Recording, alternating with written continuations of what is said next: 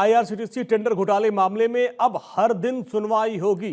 लालू प्रसाद यादव और राबड़ी देवी की अर्जी खारिज कर दी गई है। राउस एवेन्यू कोर्ट ने उनकी अर्जी को खारिज कर दिया।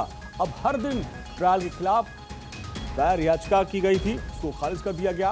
स्पेशल जज विशाल गोगने ने अपने आदेश में कहा, अर्जी विचारणीय, व्यवहारिक या न्यायोचित नहीं है। यानी यहां पर उनको झटका लगा है, बड़ा झटका लगा है दिल्ली की राउस एवेन्यू कोर्ट से। और हमारे सहयोगी सुमित हमारे साथ। सुमित, यहां भी लालू परिवार को झटका लगा कोर्ट से?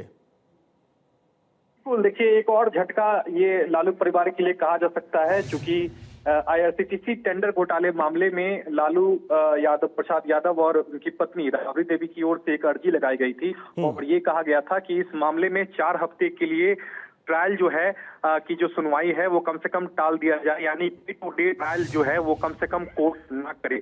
लेकिन कोर्ट ने इस मांग को ठुकरा दिया है, इस अर्जी को खारिज कर दी है और कोर्ट ने कहा है कि सुप्रीम कोर्ट के आदेश के मुताबिक ही एमपी एमएलए कोर्ट का गठन किया गया था और जल्द से जल्द इस मामले में ट्रायल पूरा करना जो है वो कोर्ट की जिम्मेदारी है। लिहाजा डे टू डे ट्रायल जो है इस मामले में चलेगा, ये राउस एवेन्यू कोर्ट ने साफ कर दिया है।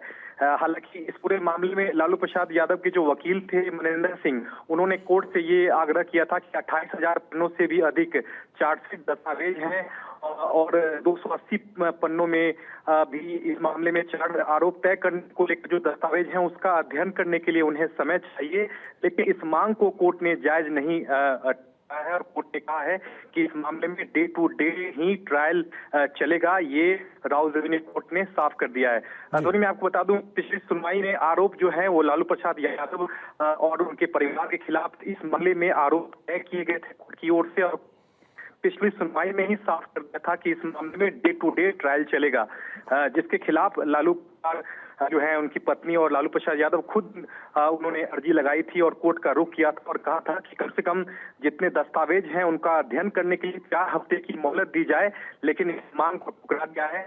अब साफ मतलब है कि बिहार चुनाव के दरमियान ही ट्रायल जो है, ट्रायल की जो प्रक्रिया है वो चलेगी और निश्चित तौर पर दिसंबर के आखिरी हफ्ते में ट्रायल जो है वो कंक्लूड होने की संभावना है। उसके बाद कोर्ट ये तय करेगा कि क्या आईआरसीटीसी टेंडर घोटाला जो मामला है जिसमें सीबीआई ने चार्जशीट दाखिल की थी, क्या उसमें लालू परिवार दोषी करार दिया जाता है या नहीं।